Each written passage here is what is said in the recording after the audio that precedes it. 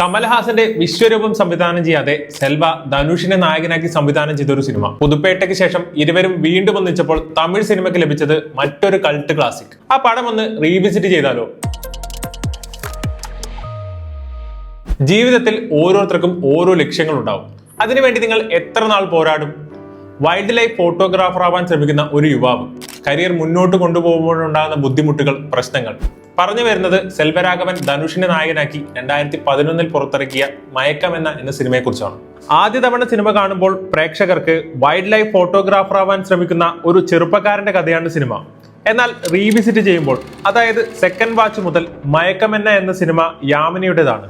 കരിയറിൽ ഉണ്ടാവുന്ന പ്രശ്നങ്ങൾ, ഇരുവരുടെയും വിവാഹ ജീവിതത്തിൽ ഉണ്ടാവുന്ന പ്രശ്നങ്ങൾ, അങ്ങനെ ജീവിതത്തിൽ ഉണ്ടാവുന്ന എല്ലാ പ്രതിസന്ധികളിലും കാർത്തിക്കിന് ഒരു താങ്ങായി യാമിനി എന്നും കൂടെ ഉണ്ടാവുന്നുണ്ട്. ഒരുപക്ഷെ കാർത്തികിന്റെ ജീവിതത്തിലേക്ക് യാമിനി വന്നില്ലായിരുന്നുവെങ്കിൽ എന്ത് സംഭവിക്കുമായിരുന്നു? കാർത്തികിനെ യാമിനി പിന്തുടർന്നില്ലായിരുന്നുവെങ്കിൽ, അവന്റെ കഴിവുകളെ അവൾ സപ്പോർട്ട് ചെയ്തില്ലായിരുന്നുവെങ്കിൽ, ജീവിതത്തിൽ ഏറ്റവും മോശപ്പെട്ട സമയങ്ങളിലൂടെ കടന്നു പോകുന്ന കാർത്തികിനൊപ്പം അവൾ നിന്നില്ലായിരുന്നുവെങ്കിലോ?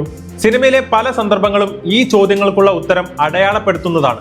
യഥാർത്ഥത്തിൽ ഈ സിനിമയുടെ നട്ടെൽ എന്ന് പറയുന്നത് യാമിനിയുടെ കഥാപാത്രമാണ്. പ്രധാനമായും 2 ക്യാരക്ടർ ആർക്കിലൂടെയാണ് യാമിനി സഞ്ചരിക്കുന്നത്. ഒന്ന് കല്യാണത്തിന് മുൻപും മറ്റൊന്ന് കല്യാണത്തിന് ശേഷവും.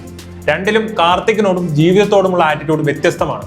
കല്യാണത്തിന് ശേഷം അപ്രതീക്ഷിതമായി കാർത്തികിന് സംഭവിക്കുന്ന അപകടം, അതിനുശേഷം ഉണ്ടാകുന്ന ക്യാരക്ടർ ചേഞ്ച്. കാർത്തികിന്റെ മോശം സമയങ്ങളിലെല്ലാം അയാളെ മനസ്സിലാക്കി കൂടെ നിൽക്കുന്ന യാമിനി സ്വന്തം കുഞ്ഞിനെ നോക്കുന്നത് പോലെയാണ് അയാളെ കൊണ്ടു നടക്കുന്നത്.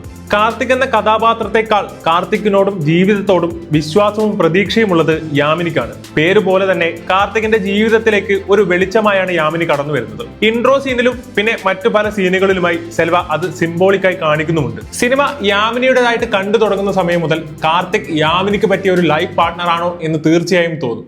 Yes, Yamini deserve A better life. പക്ഷേ മയക്കം എന്ന സിനിമയിൽ യാമിനി ഇല്ലെങ്കിൽ കാർത്തിക് ഇല്ല. പലരും കൊതിക്കുന്ന, എന്നാൽ ജീവിതത്തിൽ ചിലപ്പോൾ മാത്രം സംഭവിക്കുന്ന പ്രതിഭാസങ്ങളിൽ ഒന്നാണ് യാമിനി. ആ വേഷം റിച്ച ലാംഗല്ല അതിമനോഹരമായി തന്നെ സ്ക്രീനിൽ അവതരിപ്പിച്ചിട്ടുമുണ്ട്. സിനിമ ഇതുവരെ കാണാത്തവർക്ക് കണ്ടു നോക്കാവുന്നതാണ്. ഇതിനു മുൻപേ കണ്ടവർക്ക് യാമിനിക്ക് വേണ്ടി പടം റീവിസിറ്റ് ചെയ്യാവുന്നതാണ്.